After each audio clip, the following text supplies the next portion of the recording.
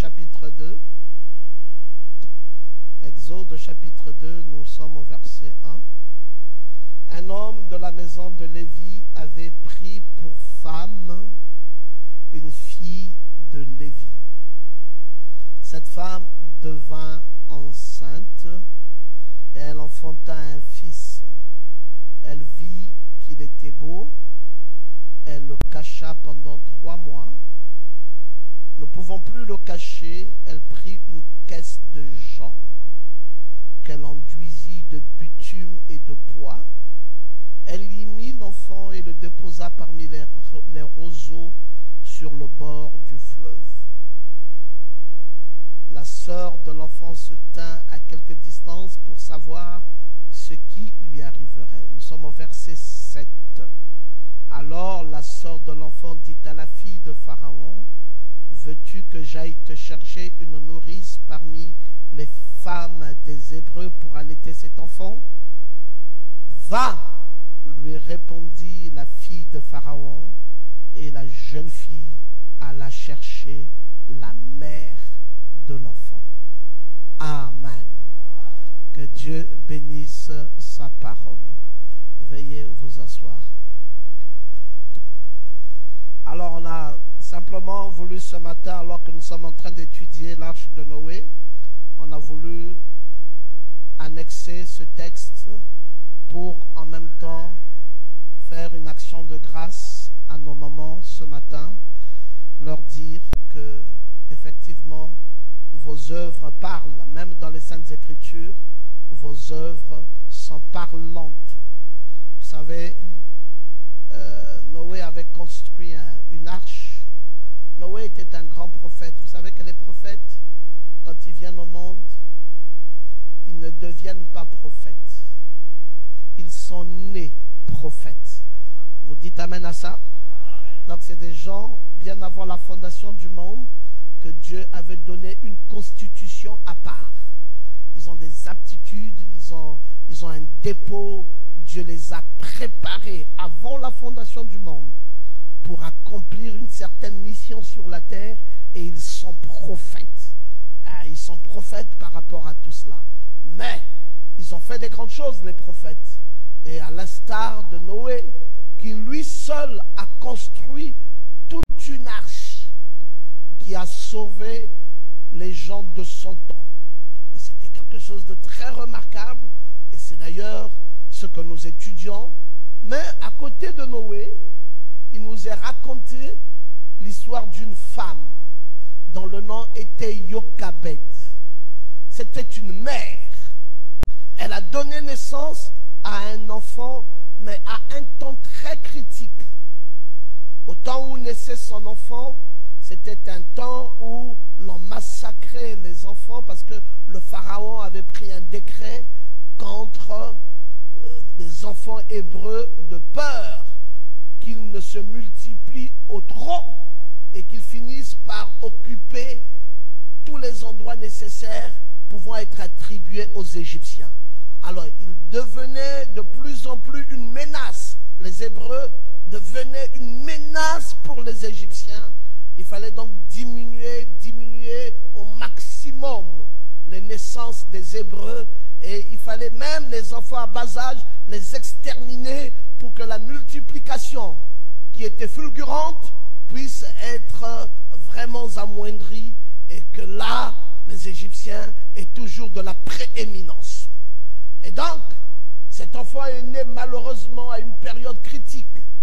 Cet enfant dont le nom était Moïse est né au moment de la massacre des enfants.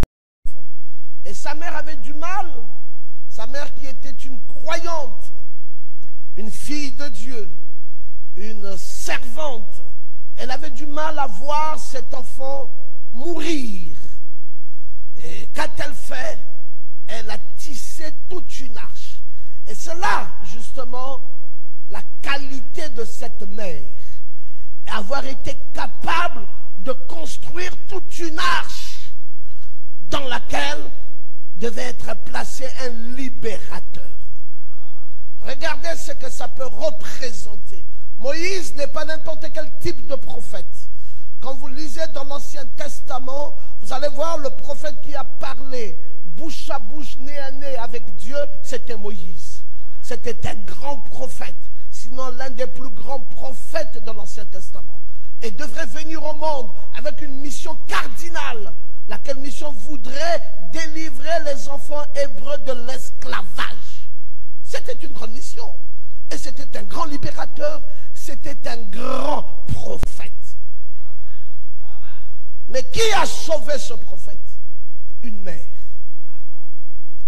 Elle a construit toute une arche, et elle a pris cet enfant, elle a placé cet enfant dans cette arche, et elle a dit, bon, au moins déjà, les crocodiles et tout le reste ne pourra pas s'approcher de l'enfant, mais ce que je crains le plus ne sont pas les bêtes sauvages qui sont là dans les eaux, les monstres marins.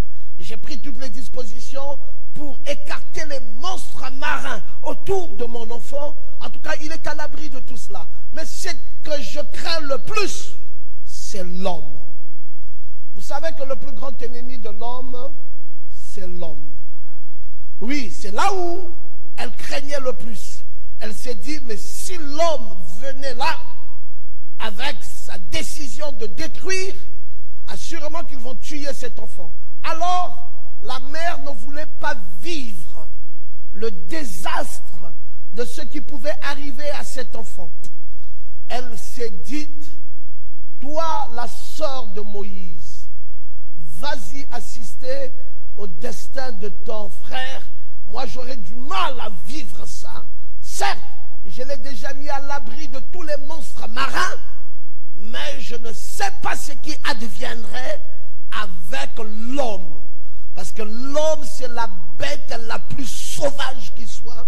C'est la bête la plus meurtrière qui soit. C'est le plus grand ennemi de l'homme.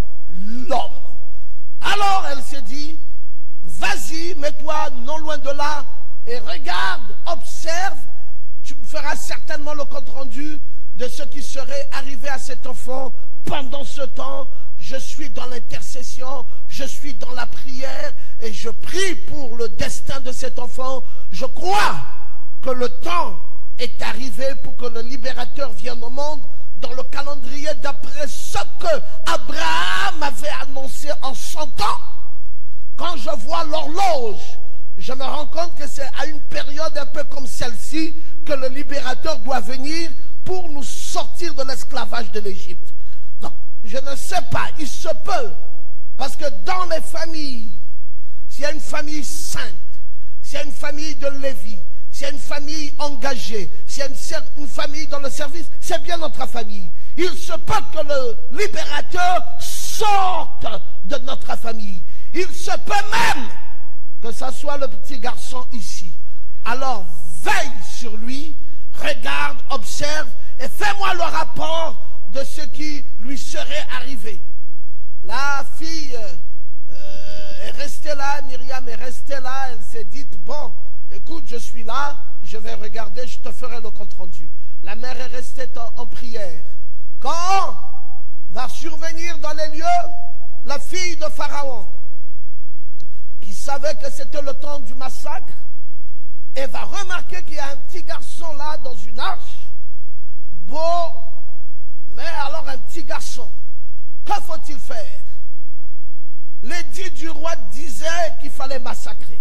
Et elle dit, c'est un beau petit garçon, sa beauté m'intéresse.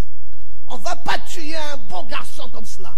Si j'ai un petit garçon mignon, beau dans ma maison, alors ça m'aiderait à embellir la décoration de chez moi, parce qu'on dira, voici la fille, le fils de la fille du pharaon, regardez comment il est si élégant et si beau. Alors, je vais le prendre, je vais le garder pour moi. Mais un bébé, comment nous allons faire? Qui va l'allaiter?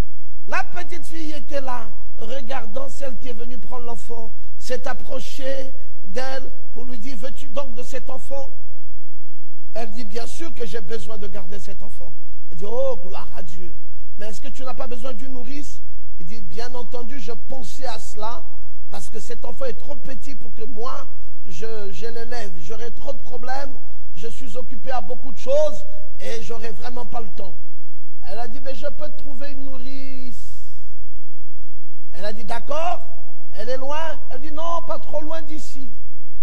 Et la fille est allée prendre qui? La fille est allée prendre la maman de l'enfant. La fille est allée prendre Jochebed elle-même et elle dit viens. Voilà, on a besoin de toi et tu vas élever ton enfant dans le palais royal. Je croyais qu'on pouvait acclamer Dieu. On pouvait acclamer Dieu. Elle a donc élevé cet enfant dans le palais royal. Quel enfant? Son propre enfant. C'est pour cela qu'elle en a profité, nous dira le prophète Branham, d'éduquer cet enfant et d'inculquer à cet enfant qu'il n'était pas égyptien et que cet enfant était un enfant hébreu. Vous savez, pendant que Moïse avait grandi dans le palais royal, toute la cour égyptienne et la présidence du grand roi Pharaon savait que c'était le futur Pharaon. Et on l'avait éduqué pour être un grand chef, on l'avait élevé avec les standards, on avait mis beaucoup sur lui, on avait misé sur lui pour être le futur Pharaon de l'Égypte. Mais au milieu de tout ça, Jochebed avait donné l'éducation pour dire à cet enfant, tout le prestige de l'Égypte que tu vois là n'est que de la boue. Il y a une chose qui est plus importante que tout le prestige que tu vois là, c'est ton âme et ta foi. Alors, je pensais qu'il y avait des gens. Est-ce que vous croyez la même chose encore aujourd'hui? Vous croyez que le prestige de l'Égypte ici n'est qu'une vanité? Qui croit ça, lève sa main droite et dit Amen. C'est une vanité. Vous avez beau avoir des véhicules, vous avez beau avoir des maisons, vous avez beau être élégant, vous avez beau parler le meilleur français du monde, vous avez beau avoir tout l'argent, c'est une vanité. Ce qui est plus important, c'est ta foi. Lève ta main droite et dis Amen. C'est quoi? C'est ta foi. Ta foi est plus importante que tout le reste. Et Moïse le savait. Et il va le démontrer. Le jour où deux Égyptiens vont se battre, ou un Égyptien va se battre avec un Hébreu, Moïse va le démontrer. D'abord avec un Hébreu, pendant que la bagarre était là, Moïse a dit, mais dis donc, cet Égyptien-là se prend pour qui? Il ne sait pas que ces garçons-ci, avec qui il est en train de se battre, c'est un Hébreu, et que l'Hébreu a le sang de Dieu en lui. Ça, c'est mon frère. Et il est venu, il a pris l'Égyptien, il l'a tordu, parce qu'il avait appris tous les karatés qu'il fallait en Égypte. Je vous ai dit qu'il avait reçu une éducation parfaite égyptienne. Et quand vous êtes un Égyptien parfait, vous prenez tout ce qui est là-bas. Ah, je ne vous ai pas entendu dire Amen. Si on apprend à un Égyptien de draguer une femme, c'est qu'il n'était pas un Égyptien. Quand vous êtes un Égyptien, la drague, c'est une affaire qui est dans votre sang. Le charme.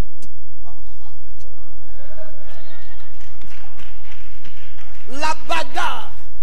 D'ailleurs, la chose qui nous étonne parfois, c'est que les gens sont païens, mais ils sont des faux païens.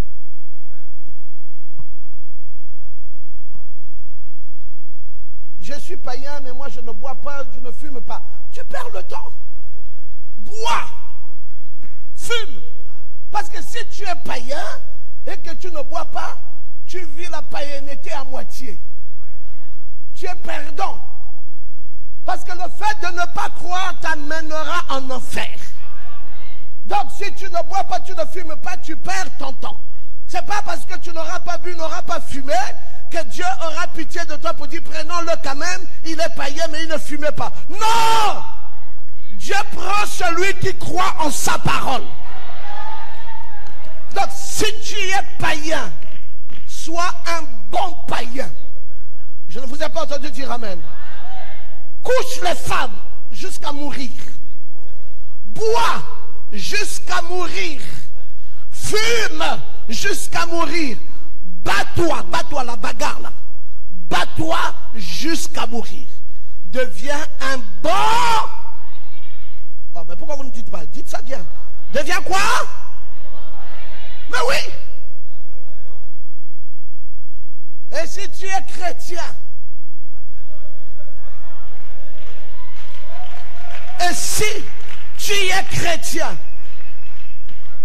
mais deviens aussi un bon chrétien. Finis l'histoire là très bien. Vous savez comment on finit l'histoire d'être un bon chrétien? Prends ta femme, les bises. Même quand elle est fâchée, fais-la la bise forcée. Dis que ici là, c'est chrétien forcé. Donc, la colère là, tu n'amènes pas ça ici là. Viens ici, je t'en fais la bise. Dis, je ne fais pas ça. Tu dois prendre ça forcé. Oh.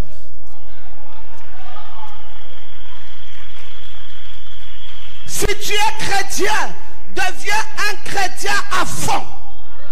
Ne fais pas ça à moitié. Quand l'église est ouverte, dis je suis à l'église. Quand il y a quelque chose, la louange dit je vais chanter jusqu'à transpirer. S'il y a un frère qui est là, il dit tu me gênes avec ta transpiration, change de place. Moi, je ne fais pas ça à moitié. Je fais ça à fond. Alors je pensais qu'il y avait des gens pour dire amen. Et Moïse, en bon égyptien, avait appris le catch. En bon égyptien, avait appris le kata, le karaté. Et en 2, 4, 5, c'était fini pour l'autre égyptien. Et il y a un égyptien qui a regardé et dit, c'est pas possible. Vous dites que le monsieur là, c'est le prochain pharaon. Un hébreu se bat avec un pharaon. Au lieu de prendre la part de l'égyptien, il prend la part d'un hébreu. Est-ce que ce n'est pas un infiltré? Il doit être un infiltré. Et comment ça va se découvrir? Le jour où maintenant 2 Égyptiens se battent. Deux Hébreux se battent. Alors Moïse vient. Il dit, mais vous aussi, vous êtes des frères. Hein? Et puis l'autre dit quoi? Tu veux me tuer? Comme tu avais tué l'Égyptien. Il dit donc, on m'avait vu. C'est là que Moïse a su que son affaire n'était pas secrète. Que ça a déjà couru les rues et que là-bas on savait qu'il n'était pas un vrai Hébreu. Amen. Mais là n'est pas mon étude. Je suis en train de vouloir vous faire remarquer les qualités d'une mère. Elle éduque. Que j'entends des gens dire amen. On peut mettre un peu le volume parce que je suis un peu grippé. Je n'ai pas une très bonne voix ce matin. Donc il faut augmenter le volume pour que je me fasse entendre. Une bonne mère doit éduquer son enfant. Une bonne mère éduque sa famille. Je ne vous entends plus dire amen. Une bonne mère fait la joie de sa maison. Alors dites encore amen, très bien. Il y a des bonnes mères comme il y en a des mauvaises. Jochebed avait été une bonne mère. Regardez ce qu'elle a fait. L'enfant grandissant en Égypte ne s'est pas identifié à l'Égypte. Il est resté hébreu malgré qu'il mangeait. Chez les Égyptiens, il s'habillait. Chez les Égyptiens, il avait l'argent des Égyptiens, il avait les honneurs des Égyptiens, il avait tout des Égyptiens, mais dans son cœur, il est resté un Hébreu. que nous attendons de vous, maman? C'est pas nous porter la jupe longue tous les jours. Qu'est-ce que nous attendons d'une vraie mère? Vos œuvres à la maison. Une vraie mère ne fait pas la différence des enfants. Ah, je n'entends plus. Mais pourquoi quand on vous pique un peu, vous ne vous répondez plus? Dites quand même amen. Une vraie mère ne fait pas quoi? Elle ne fait pas la différence des enfants. J'avais dit aux huissiers de remplir les chaises ici, là. Elle dit non. Monsieur, si les chaises sont vides, tu ne filmes pas ça. Hein? On ne prêche pas dans une histoire qui est vide, regarde. Pourquoi tout le monde s'entasse au fond? Vous avez peur de qui? Du Saint-Esprit? Mais approchez-vous de Dieu. Frère Branham nous a dit que l'endroit le plus proche de Dieu, c'est l'autel. C'est ici qui est plus proche du ciel. Et vous préférez vous éloigner du ciel. Vous avez quel problème? L'éducation. Une vraie mère. Alors, le prophète nous dit qu'une vraie mère, c'est un évangile. L'invasion des États-Unis.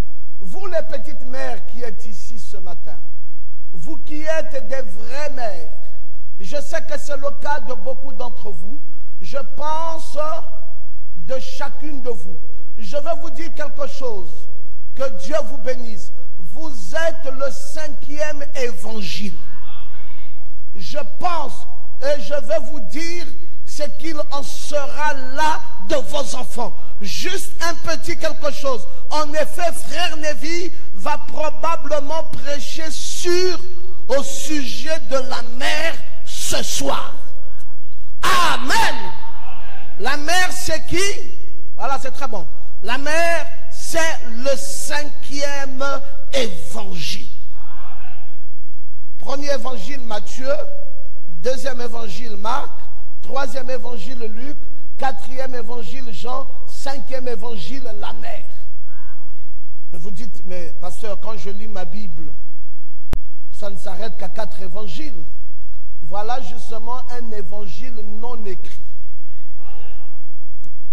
Mais un évangile qui se vit.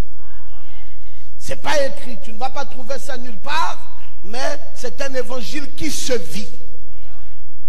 La mère, une vraie mère, éduque. Une vraie mère instruit. Une vraie mère enseigne. Une vraie mère ne peut pas rater la vie de son enfant.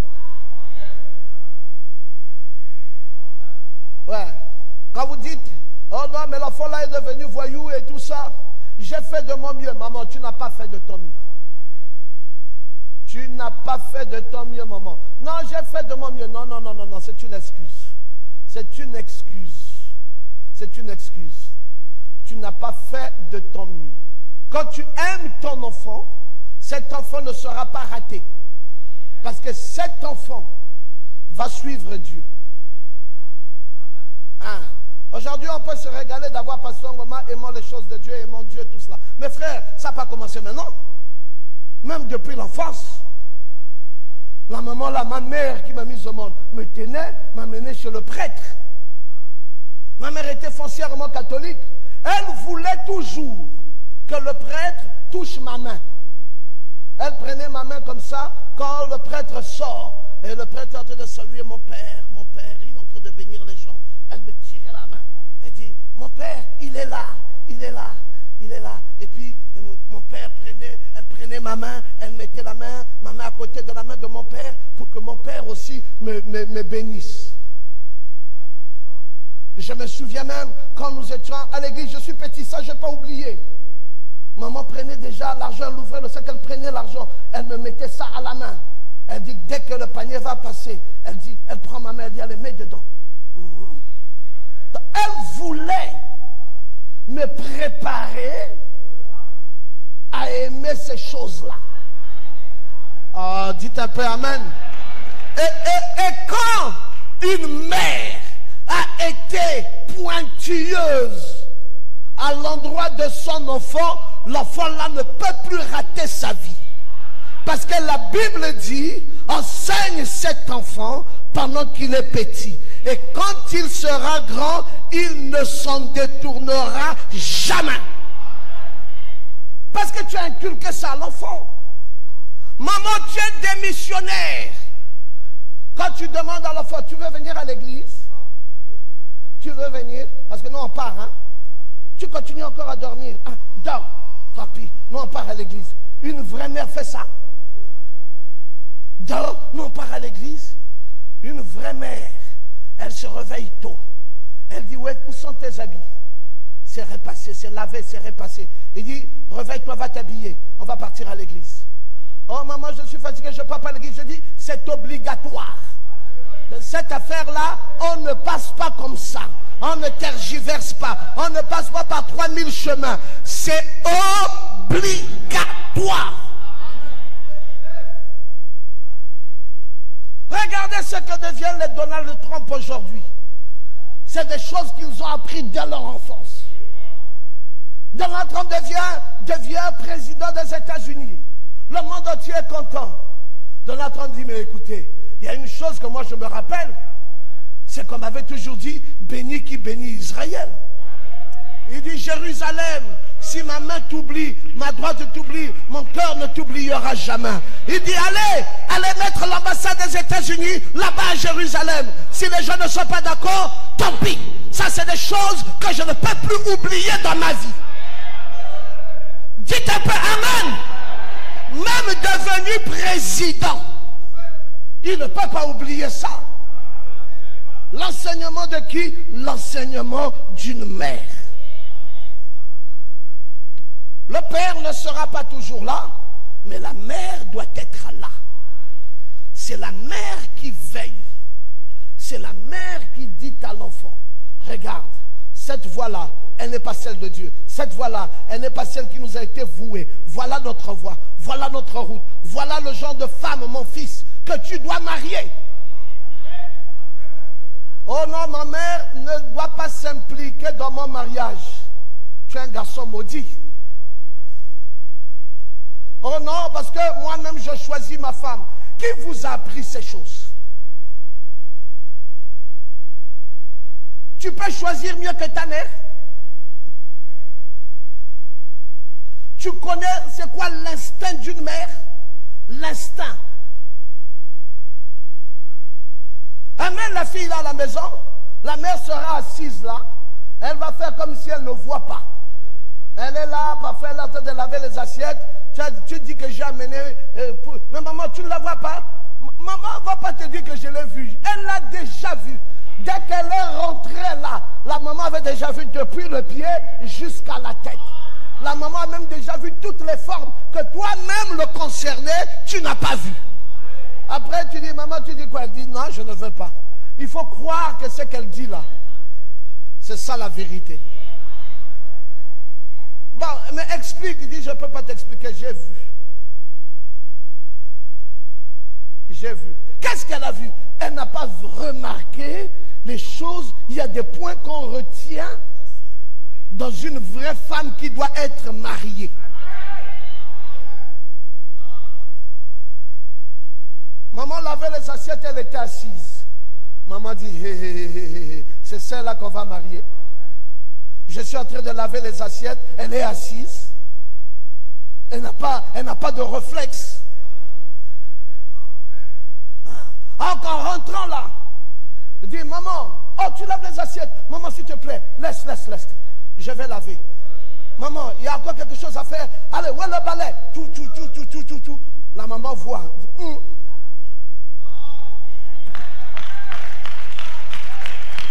Elle a remarqué.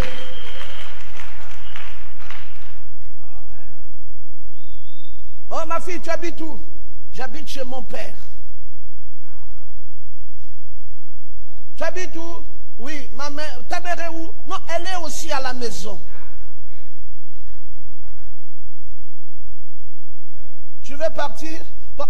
Maman, je suis en train de partir.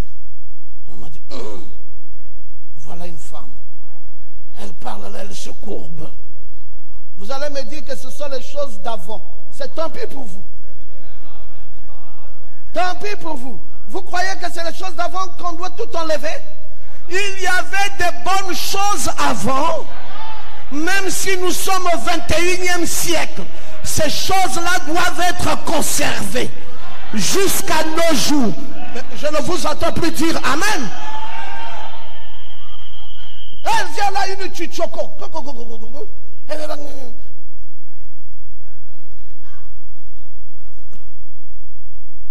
Il dit, mais depuis que tu m'as amené ta camarade là, elle ne parle pas. Elle est là que...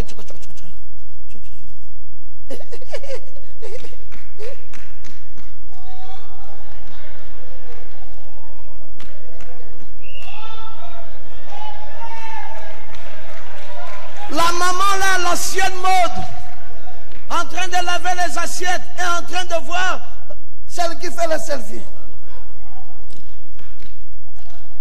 Il dit, mon fils, tu dis quoi? C'est celle-là? Oh oui, maman. Tu lui reproches quoi? Mais le selfie là déjà, c'est un gros reproche. Elle ne peut pas prendre un selfie comme ça.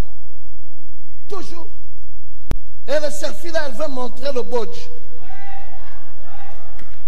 Bon, un selfie de bodge pour montrer à qui? Et tu vas dire, toi mon fils, que c'est la femme que tu veux marier qui montre le bodge au monde entier?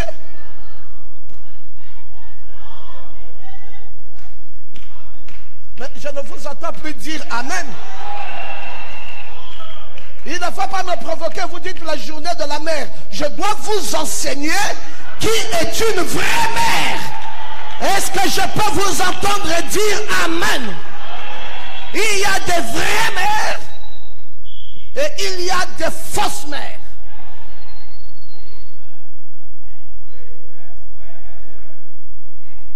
Frère, si vous voyez nos enfants ici rater la vie, ne dites pas que c'est de notre faute. Ne dites jamais c'est la faute du pasteur Ngoma. Parce que les enseignements sont donnés. Mais les gens ne veulent faire qu'à leur propre tête. Ce n'est pas qu'ils ne sont pas enseignés. Nous parlons ici tous les jours. Mais c'est un regret, frère. S'il y a quelque chose qui me fait mal, viens ici. Non, excuse-moi, docteur. Vraiment, mes frères, je crois que nous sommes devenus des fous. Des fous.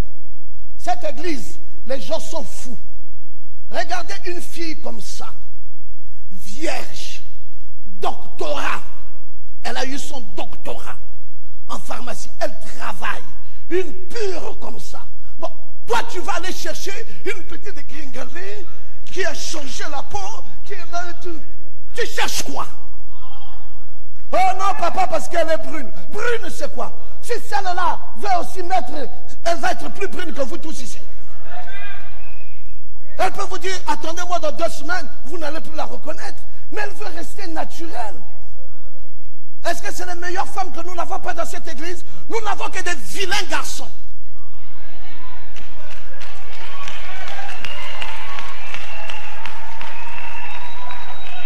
Nous n'avons dans cette église que des vilains garçons. Des garçons bandits. À la recherche de petites demoiselles aux petits pieds pointus qui ne savent même pas préparer un bouillon.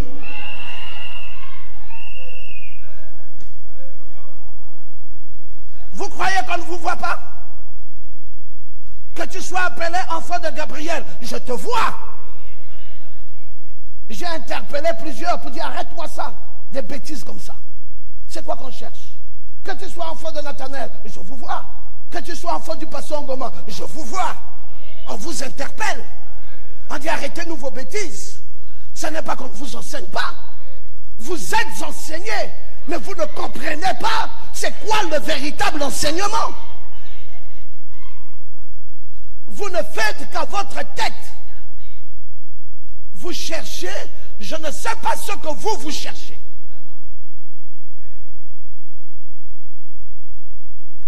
Frère, descendez un peu, soyez humble. Oh non, une intellectuelle. Toi-même, tu n'es même pas intellectuel. L'intellectuel que tu cherches, tu peux manager un intellectuel. Tu connais discuter la philosophie dans un foyer? Tu cherches quoi? Quand elle va te dire Descartes avait dit, Platon avait dit, elle se rend compte que le monsieur là même Descartes en question c'est qui? Il dit mais toi, tu ne connais pas Descartes, tu ne connais pas Socrate, tu ne connais pas Platon, tu ne connais pas ceci. Hein? Tu n'as pas étudié l'idéologie. Quelle idéologie? Il dit, ah, un rétrograde intellectuel. Papa, nous ne cherchons pas des intellectuels. Ce n'est pas l'intellectualisme qui qualifie une vraie femme. C'est la nouvelle naissance. Ce n'est pas l'intellectualisme qui consacre un vrai homme. C'est la nouvelle naissance. Je cherche un homme né de nouveau, baptisé du Saint-Esprit. Un homme qui craint Dieu dans son cœur. Un homme, s'il me marie, il ne va pas me trahir. Nous allons vivre année après année, après année, après année, après année. Cet homme continuera à m'aimer. Est-ce que je peux vous entendre dire Amen?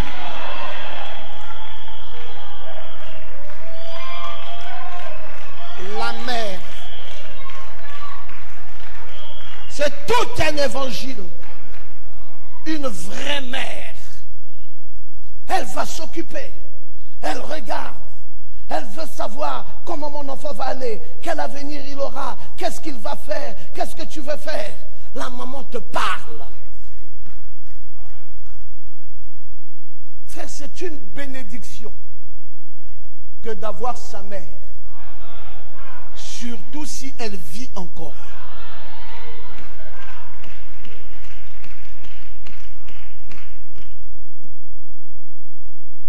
Nous autres, on a perdu ça, on pleure. Toi, tu as. Et tu fais le malin avec ça.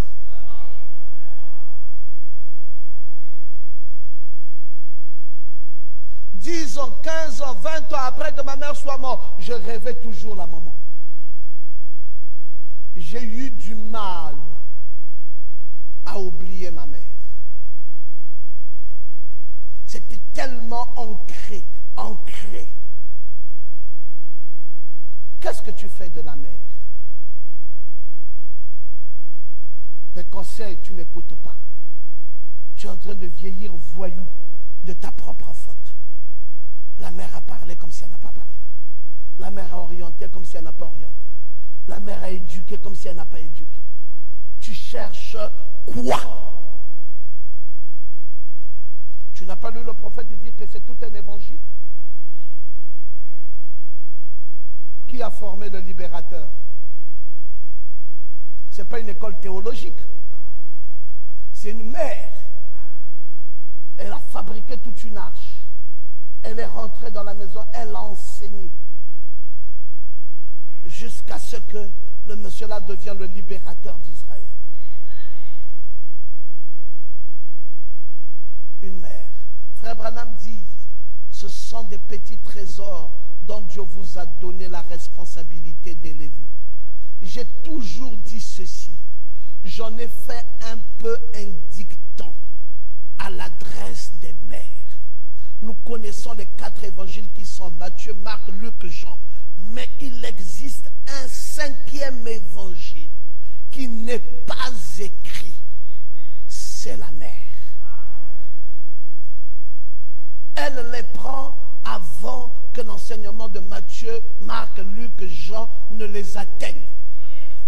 La responsabilité vous est donc confiée à vous, tous les mères, et à vous les pères, d'élever ces enfants pour le royaume de Dieu. Et Frère Branham dit, je suis sûr que c'est le désir de votre cœur. Élevez les enfants là pour le royaume de Dieu. Ne les élevez pas pour autre chose. Préparez-les à aller au ciel. Préparez ces enfants à atteindre Dieu un jour. Éduquez. Ne vous fatiguez pas. Cherchez une bonne vieille mère à l'ancienne mode qui entoure les enfants, qui fait à manger, Ce n'est plus comme aujourd'hui. Les mamans d'aujourd'hui tellement modernes. Ils disent à la fois j'ai fini de préparer, c'est dans la marmite, va te servir, tu manges. Oh, honte à vous, mère. Où les enfants vont servir la nourriture eux-mêmes dans la marmite. On n'a pas grandi comme ça. La maman finit de manger, elle connaît combien de personnes sont dans la maison. Elle dispose les assiettes. Elle connaît, elle met les louches de riz, tout. Allez, un vient prendre son assiette. Bon, vous dites que ça c'est un ancien temps. Aujourd'hui, on met dans une assiette, nous mangeons nous tous, mais que tout le monde mange au même moment. Même si on a évolué, on met dans une grande assiette. Mais écoutez, regardez comment vous vivez aujourd'hui. Une mère ne connaît pas si l'enfant a mangé ou pas. Une mère qui ne sait même pas si son mari a mangé ou pas. Mes frères, nous vivons aujourd'hui, Nathanaël, des cauchemars. C'est des cauchemars. Une mère qui ne connaît pas si son mari a mangé ou pas, c'est un cauchemar. Qui ne connaît pas si l'enfant a mangé ou pas. Un vrai cauchemar.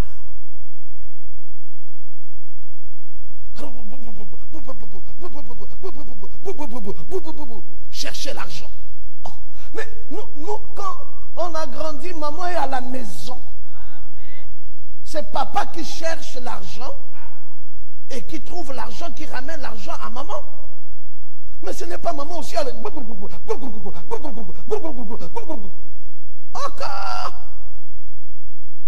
Bon, quand tu pars comme ça, qui va nourrir le mari à la maison? On dit on prend une ménagère. Non. La ménagère là viendra me voler mon mari. Bon, donc que ton mari soit volé par la famille, par la souffrance, par la douleur, par la peine. Que Jésus soit loué, qu'on a le Saint-Esprit. Que Jésus soit loué pour le Saint-Esprit. Ah! Femme, redevenez mère. Occupez-vous valablement de vos maris. Nourrissez-les. Maman Eugénie, avant d'aller chercher les feuilles, rassure-toi que papa Nathanaël va manger. On prend la nourriture, on sort, on lave, on prépare, on nettoie et tout ça. On dresse la table. Chérie, c'est là. Je peux partir? Oui, pars. La table est là. Qui va réchauffer la nourriture? J'ai déjà donné des instructions. J'ai déjà donné des instructions fermes. Tu manges à ton heure. Tu te reposes. Il y a tout ce qu'il faut. J'ai accompli mon devoir. J'ai accompli mon devoir. Femme, une vraie mère qui ne sait même pas repasser un pantalon. Voilà le pantalon, tiens, va repasser. Le pauvre pantalon avait un trait comme ça, il y a maintenant un trait ici comme ça. Il dit, oh, excuse-moi, je sais que, bon, en fait, je ne savais pas, hein, comme chez nous là-bas, je n'avais pas de garçons quand je grandissais, il n'y avait que les filles. Donc, mais à quoi vous sert donc les moments dans l'église? Jeune fille, on est désolé. S'il y a une église où il y a des jeunes filles, c'est bien chez nous. Vous êtes pleines, mais vous avez tous failli. Vous ne connaissez rien. Quand on dit mariage, on parle ici d'un mariage d'un jeune garçon avec une jeune fille. Mais la cuisine là, ce sont les vieilles mamans qui sont là. Vous faites quoi? Où est votre club de jeunes filles capables de venir faire le riz? Il faut faire attention si vous les confiez ça. Ah! Ayez un regard, hein? Parce que la louche de riz, là, c'est la louche du sel.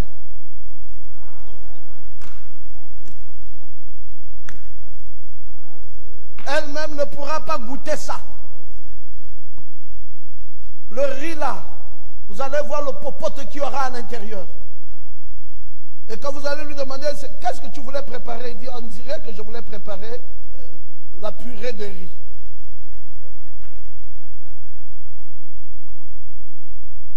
Non, jeunes filles, nous sommes déçus de vous. Vous n'êtes pas engagées comme de vraies femmes qui veulent aller en mariage. Vous, votre mariage, vous le cherchez par d'autres moyens. Votre mariage, le mariage aujourd'hui, les jeunes filles cherchent ça par le sexe. Je te piège et tu me couches d'abord. Et puis je te colle une étiquette. Mais les mamans d'avant cherchaient le mariage par les œuvres de la main. C'est le travail. Tu démontres par le travail ce que tu es capable, ce que tu peux faire, ce que tu peux amener, ce que tu peux rentabiliser, comment tu peux. Alléluia!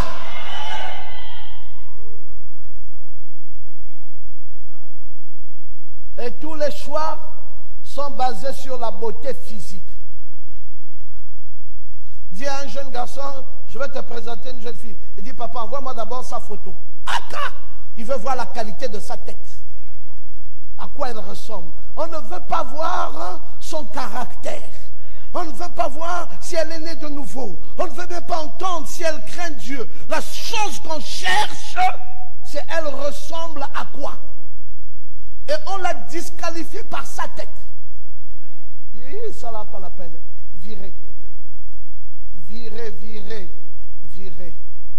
Et on va prendre une petite tête innocente là, comme une boule de coco là, qui a rempli les histoires sur la tête. On dit, au moins peut-être celle-ci. Celle-là que tu choisis là fait encore pipi au lit.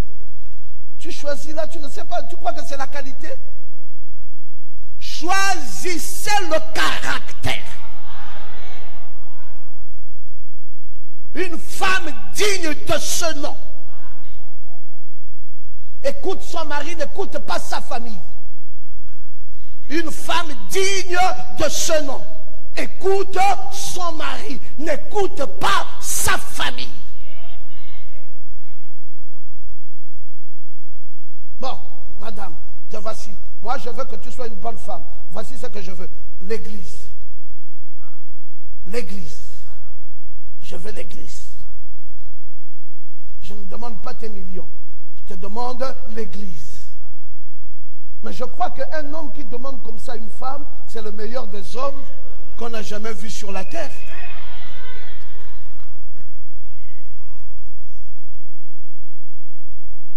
Parce que cet homme sait ce qu'il veut derrière l'église.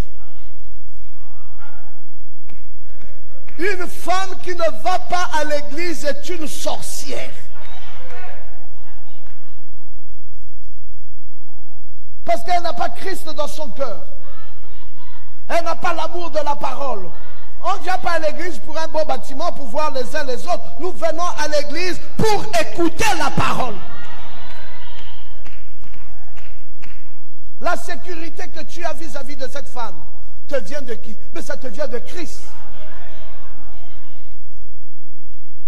Si Christ n'est pas en elle, quelle est la garantie que tu as?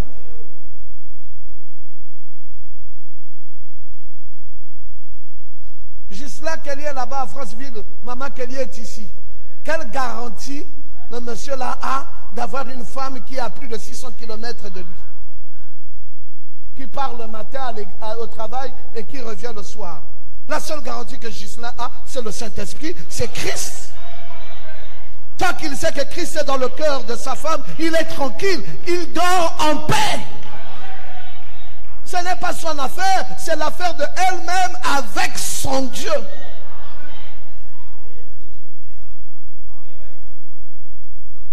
Frère, la force d'un foyer, c'est le Seigneur Jésus-Christ. Le caractère d'une bonne femme, c'est le Seigneur Jésus-Christ. Quand on te dit, frère, arrête d'aller chercher les petits pieds là-bas dans le monde. Tu crois que papa est rétrograde? Il sait de quoi il te parle. Il t'a dit, va à l'église. Trouve-toi une vraie femme née de nouveau à l'église. C'est ça la garantie.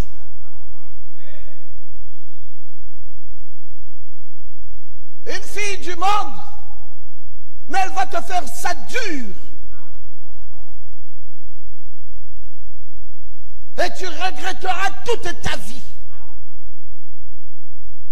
Un garçon du monde, tu le regretteras toute ta vie. Mettez là-bas le panier. Il y a un panier pour tout ça. Vous le regretterez, mes amis. C'est une vérité.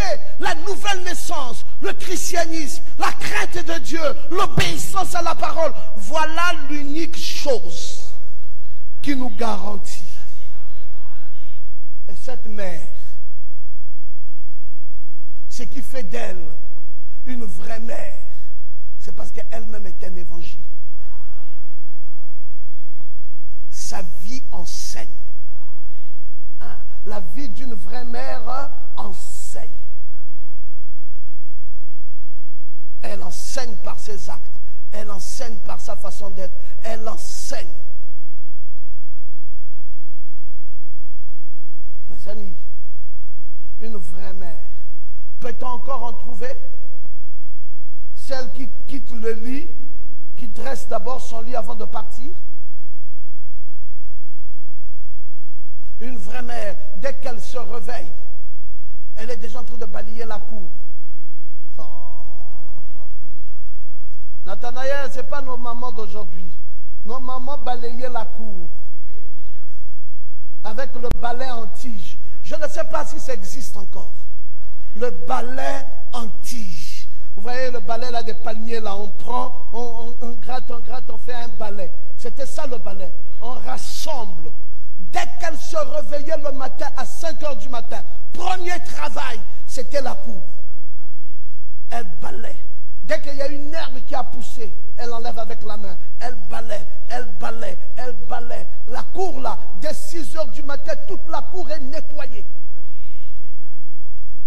Elle va, elle lave les habits, fini. Elle a déjà installé et tout ça. Le mari n'est pas réveillé. Dès que le mari sort du lit, tac, première chose, dressage du lit.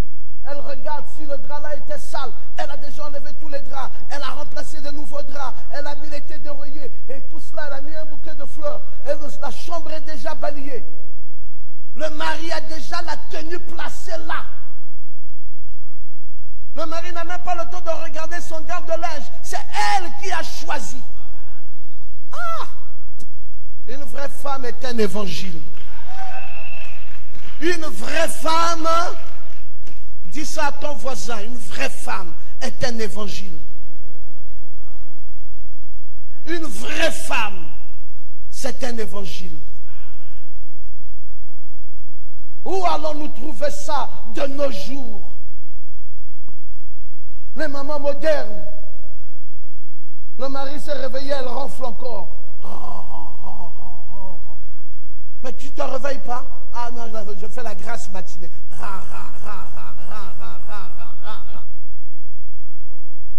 Une vraie mère. Mais mes filles, prenez ça comme une leçon.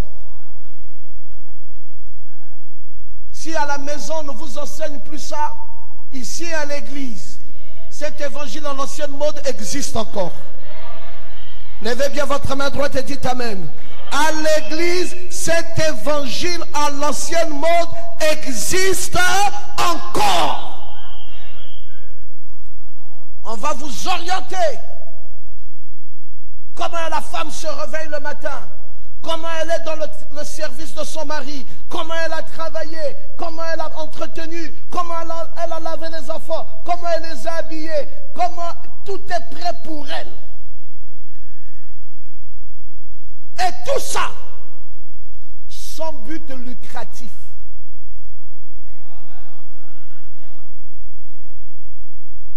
C'est son cœur, c'est son amour pour son mari et pour ses enfants. Et aujourd'hui, il y a des femmes qui veulent être payées pour le service qu'elles rendent dans leur propre maison. Qui veulent qu'on les paye. Que le mari paye ça.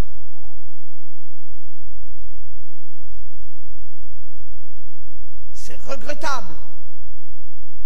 Nous sommes en train de chercher des vraies mères. Les vraies mamans Yokabed de l'ancien temps. Celle-là qui était le 5e évangile. Comme dit Frère Branham, tout le monde pense à sa mère. Vous savez, je pense qu'une mère, une bonne mère fidèle, c'est le 5e évangile. Une bonne mère fidèle, je pense que c'est tout un évangile. Sa vie enseigne. Une vraie mère, sa vie enseigne. Pas seulement son accoutrement, son comportement au quotidien, sa vie. Une mère dont on entend ronronner dans la maison comme un chien. Une mère. Une vraie mère, vous n'entendrez jamais sa voix dans la maison. Dès que le mari parle une fois, elle ferme sa bouche.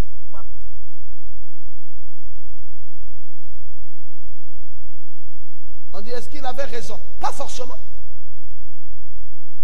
Une vraie mère est comme un soldat dans l'armée. Vous savez, un soldat dans l'armée, c'est quoi? C'est que quand le chef a parlé, toi, le soldat, tu dis à vos ordres. À vos ordres. Ah, mais il n'a jamais tort. C'est le patron. C'est pour cela que vous allez voir que ces femmes-là, les Sarah, appelaient leur mari Seigneur.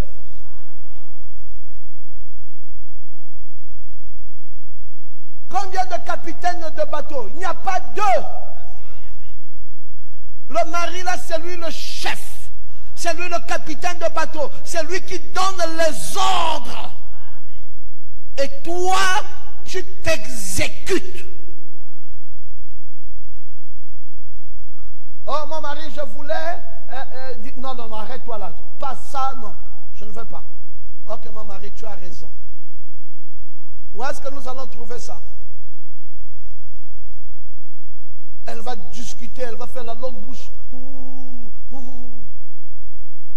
Elle va même te dire, tu es toujours comme ça. Tu crois que quoi? Une vraie mère va se briser. Elle est calme, elle est tranquille. Le mari a parlé, c'est le chef. Une vraie mère, ses affaires de maison ne sortent jamais.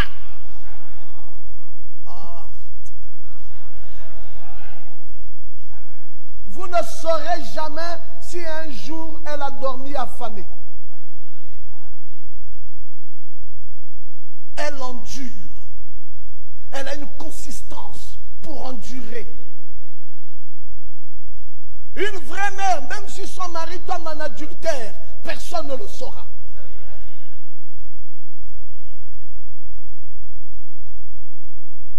Parce que l'amour qu'elle dégage couvre une multitude de péchés.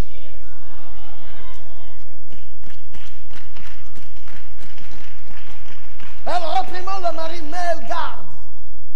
C'est pas, tu vois, je vais te dire, mon mari là, tu le vois là, non? Tu as vu, non? Regarde, je vais te montrer. Regarde, tu as vu la soeur là? Ah, la soeur là. Oh, oui, il faut me surveiller ça, s'il te plaît. Parce que la soeur là, je vois comme si, surveille-moi ça. Ça, c'est une mère, ça. Qui te surveille quoi? Une vraie mère. Elle est adonnée, elle est soumise, elle garde, elle protège la famille.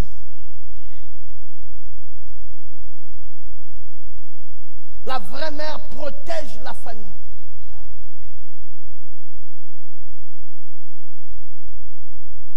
Une petite anecdote, hein? Excusez-moi si je vous en parle. Dans la famille de mon grand-père, il y avait une grande sorcellerie. Beaucoup de sorcellerie. Et un jour, ma grand-mère, là ici à la Montagne Sainte, s'est levée, mon grand-père, nous sommes ici dans les années peut-être 1901, mon grand-père n'est pas d'accord, parce que mon grand-père, lui, il était couturier. Et il a été frappé d'une maladie et soi-disant lancé par sa famille. Ma grand-mère s'est levée le matin, elle a crié, laissez mon mari. Le mari mourait. Il dit, laissez mon mari, qu'il ne meure pas. On a lancé la foudre à ma grand-mère. Ma grand-mère est morte aveugle pour avoir protégé son mari. C'est ça, hein, les vieilles mamans d'avant. Elle, pour rien au monde, vous ne toucherez à ce qui lui appartient. Et ce qui appartient à une femme, c'est son mari et ses enfants. Une mère protège ça.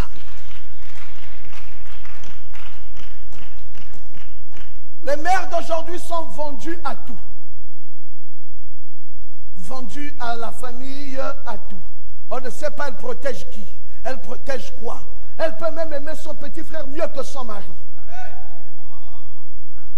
Elle peut aimer son frère mieux que son mari. Et elle va te dire, elle va te narguer. D'abord mon frère, hein, il était avant que toi tu ne viennes. Mais tu ne comprends rien. Lui ne pouvait pas être avant que le mari là ne vienne. Tu as été soutiré des comptes de cet homme.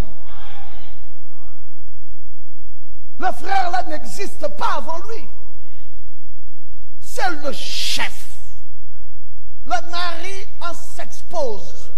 On est prêt à mourir. Si quelqu'un y touche, c'est un intérêt particulier. Son mari, c'est un intérêt particulier. On y veille. On protège ça. C'est un atout. C'est quelque chose dans lequel on ne peut pas vendre ça à vil prix. Une vraie mère, c'est un évangile. Jeune femme, tout ce qu'on attend de vous, c'est de devenir un évangile.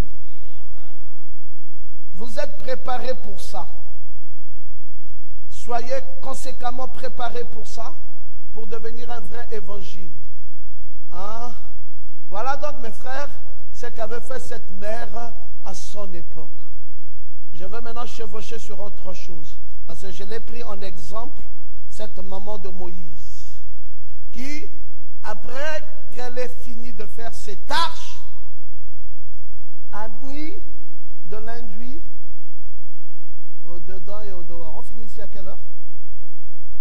13 heures. Ok, j'ai encore 15 minutes avant de laisser la place à l'adoration. On induit au dedans et au dehors le poids. Et le poids qui avait été placé sur cette arche, c'était justement, comme je l'ai dit la fois passée, pour éviter que les crocodiles ne s'y approchent. C'était de la térébenthine, et cette térébenthine faisait dégager une de ces odeurs qui faisait que quand un monstre marin voulait s'y approcher, tout de suite les odeurs le repoussaient et alors l'enfant dans le panier était sécurisé. Et nous avons entendu un prophète nous dire que la poêle avait été placée à l'intérieur comme à l'extérieur. Et c'est de cela dont nous sommes en train de parler maintenant. Dans l'histoire de ma vie, frère Branham dit, j'avais toujours voulu être soldat. Mais lorsque la Deuxième Guerre mondiale a commencé, lors de cette guerre, j'étais trop jeune. À la guerre suivante, on ne voulait pas m'enrôler, mais finalement, j'ai dû me joindre à une armée. L'armée des soldats de la croix. Et il dit, mon uniforme cet après-midi ne se porte pas à l'extérieur, mais mon uniforme se porte à l'intérieur. Dieu m'a donné un uniforme que je ne changerai pour rien au monde. Il dit le baptême du Saint-Esprit. Il m'a habillé comme un soldat à partir de l'intérieur pour m'accorder la grâce de tenir ferme pendant les moments des épreuves. Cet uniforme, c'est le Saint-Esprit. Et ça se porte où? Branham dit à partir de l'intérieur. ça ne se porte pas à l'extérieur, ça se porte d'abord à l'intérieur, et ça se reflète à l'extérieur. Voilà notre vrai Saint-Esprit. Une sœur, si tu veux porter encore la jupe courte, porte jusqu'à ce que ça soit changé dans ton cœur. Je préfère avoir une sœur avec une jupe courte et dans la sanctification et en train de poursuivre son chemin, qu'une qui a une jupe longue alors qu'elle est hypocrite. Dites encore amen, très bien. Le changement part de l'intérieur pour l'extérieur et non le contraire. Pasteur, comment vous allez vous rassurer qu'elle ait changé à l'intérieur? Mais son attitude, son comportement, tout ce qu'elle fait, on va le savoir. Frère, vous pensez que quelqu'un qui peut venir à l'église du matin au soir, le pasteur a prêché, il n'a jamais dit même un amen. Et il vous dit qu'il le dit dans son cœur. Ça, c'est vrai, ça? C'est un fiereux. Est-ce qu'on peut être fiereux vis-à-vis de Dieu? Vis-à-vis de Dieu, quand la parole chauffe le cœur, mais tu lèves ta main, tu dis amen. Il y a des gens comme ça, ils viennent à l'église, j'observe ça. Hein? Je commence à prêcher jusqu'à ce que je vais finir. Il est là, il me regarde.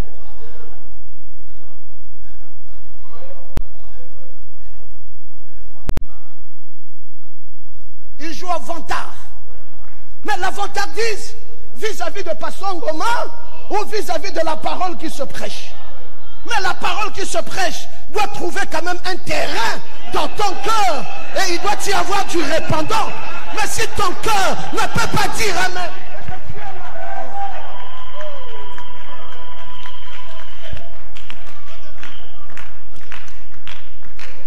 Et je vais vous dire une chose. Les gens pensent que je n'observe pas. J'observe tout.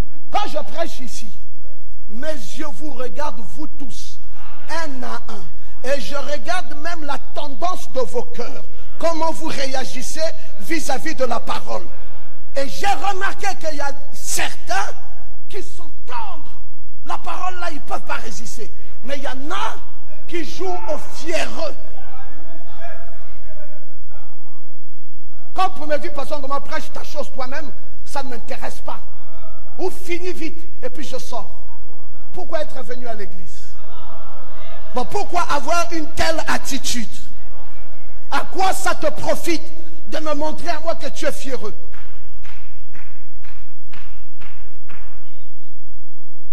Vous savez, c'est un démon qui fait ça. C'est pour t'amener, toi qui prêches, à te décourager. Mais Nathanaël, écoute, le jour où tu prêches, tu constates que Mardoché ne répond pas amen. Finis ta prédication, ne plus jamais le regarder. Jusqu'à ce que le démon là soit ridiculisé. Parce que c'est un démon. Est-ce que je viens pour toi? Un seul homme ne peut pas être l'objet d'un blocage de milliers de gens.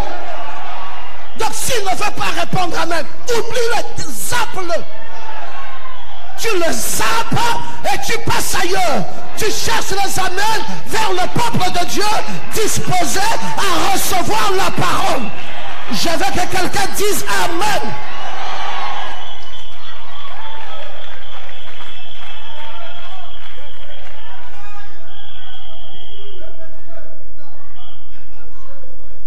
Un jour, un monsieur avait donné une chaussure à quelqu'un. Et il lui avait dit, je t'ai donné la chaussure là pour que tu ne fasses plus le bruit quand on prêche. Tu ne dis plus amen. Et quand la parole se prêche, il veut dire amen, il regarde dans la chaussure. Il veut dire amen, il regarde dans la chaussure. Il a dit, allez, prends ta chaussure. Amen. Amen. Amen.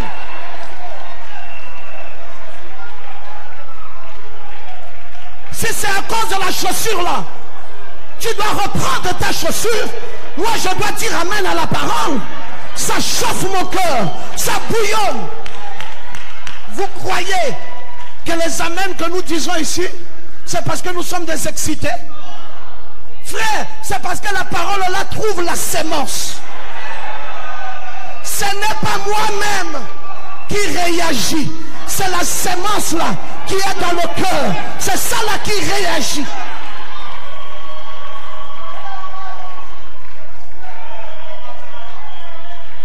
Parfois vous allez dire non, il est fanatique. Nous ne sommes pas des fanatiques.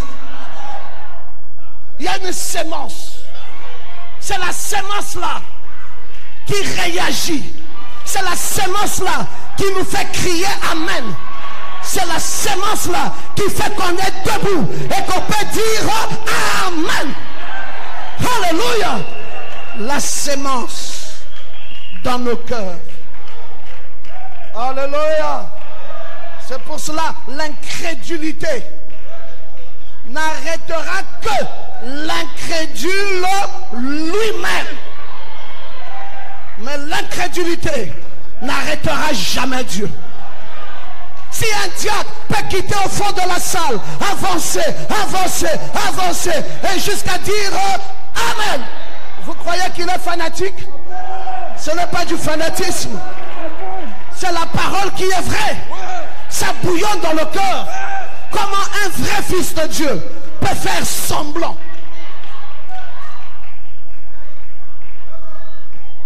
C'est comme une femme que tu dis, tu veux la toucher, tu la touches, tu la touches, tu la touches. Tu touches un peu là-bas, tu bouges. Madame, quitte le lit. Quitte le lit, tu es frigide. Tu es malade. Tu n'as plus ta place sur le lit. Oh, comment? Il n'y a même pas...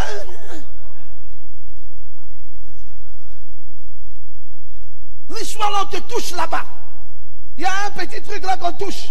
Tu vas quand même réagir. Même on touche ça. Tu es encore une femme, toi. Tu es malade. Tu n'as plus ta place sur ce lit-là. Va-t'en. On doit sentir quand même des réactions. Hein? Dites encore amen bien. Oh.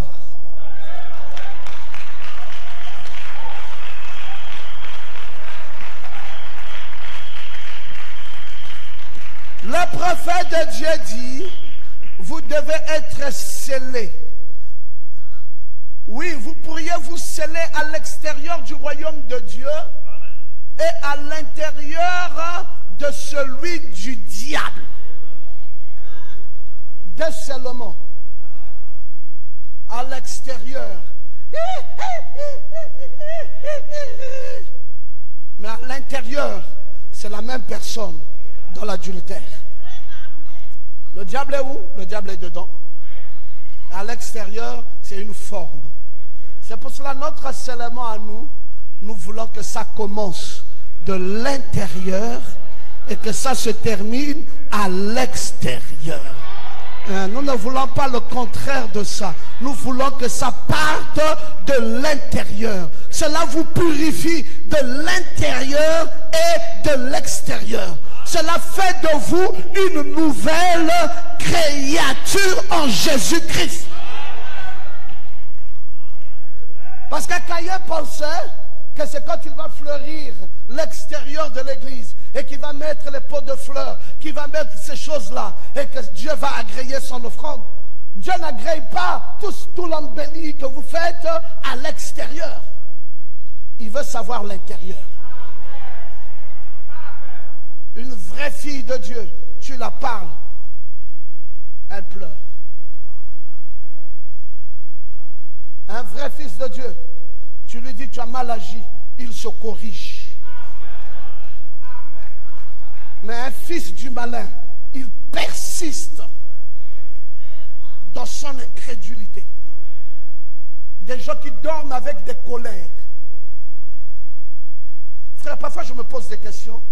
Si les gens sont convertis ou pas. Vous pouvez avoir un malentendu aujourd'hui. Le malentendu là ne finit jamais. Une semaines après, 2 semaines après, 1 mois après, le même malentendu est toujours là. Il y a quelque chose qui ne va pas.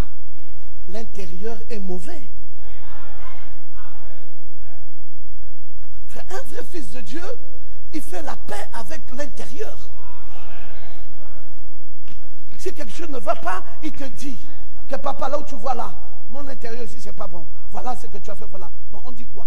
On dit non, pardonne-moi, tout ça. Ok, frère, prie pour moi. On n'entend plus parler. Le changement, le caractère, le comportement, la manière, la vie, tout change.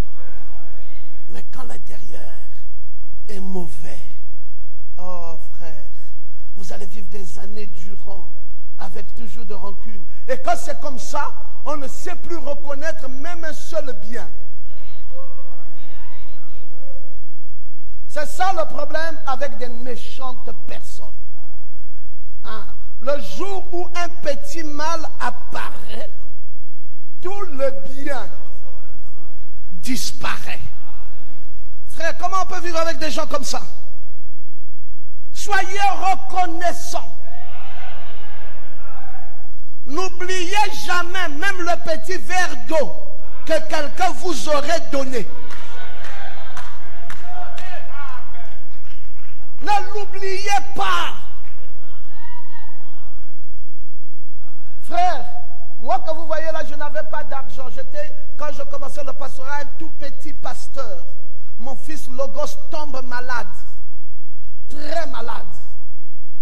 On part à l'hôpital de, comment on appelle ça, à la pédiatrie d'Ovendo. Je n'ai même pas de quoi payer cet hôpital. Comme Pierrot s'appelle aussi Ngomate, lui aussi c'était un Ngomate. Alors, Nathanaël dit, papa, je vais signer le papier d'hospitalisation de Logos comme si c'était Pierrot. Et il a signé. Ça date aujourd'hui de plus de 15 ans ou 20 ans. Cette chose-là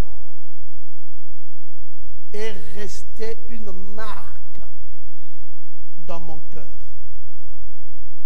Je ne peux jamais oublier le bienfait de papa Nathanaël de ce jour-là.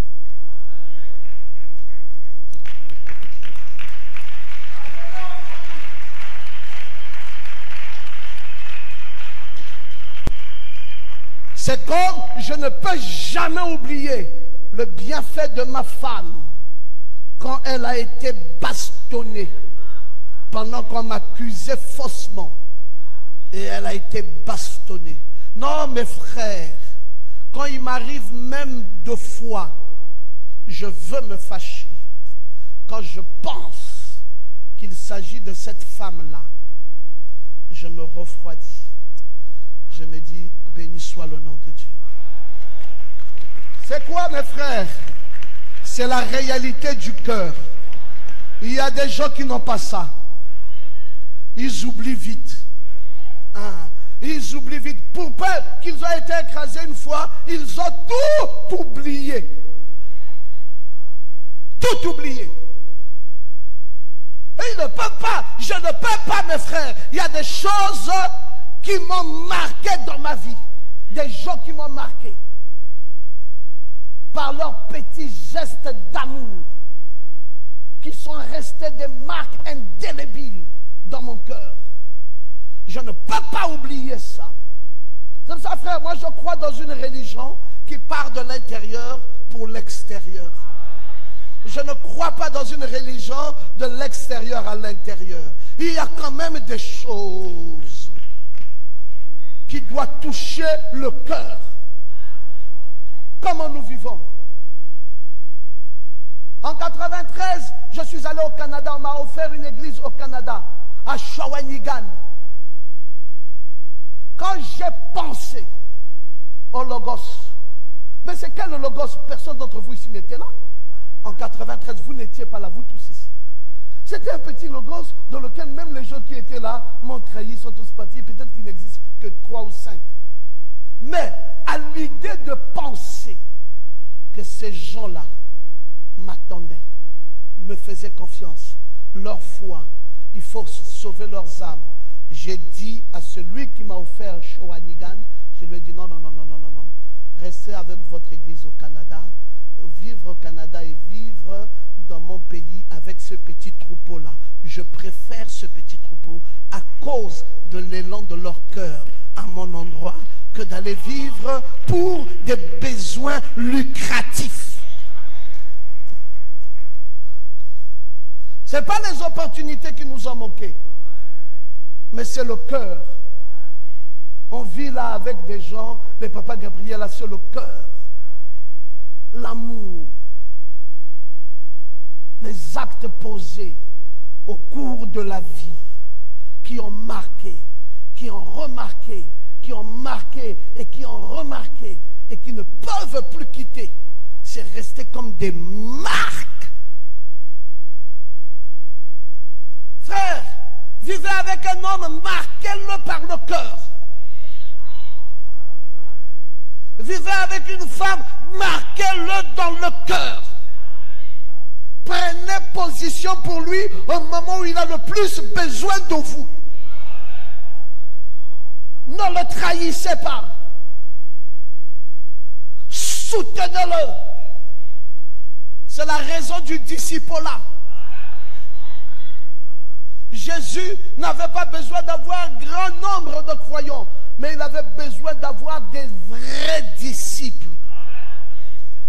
Parce qu'il savait qu'avec eux, il y aura une continuité. Un vrai disciple fera la continuité.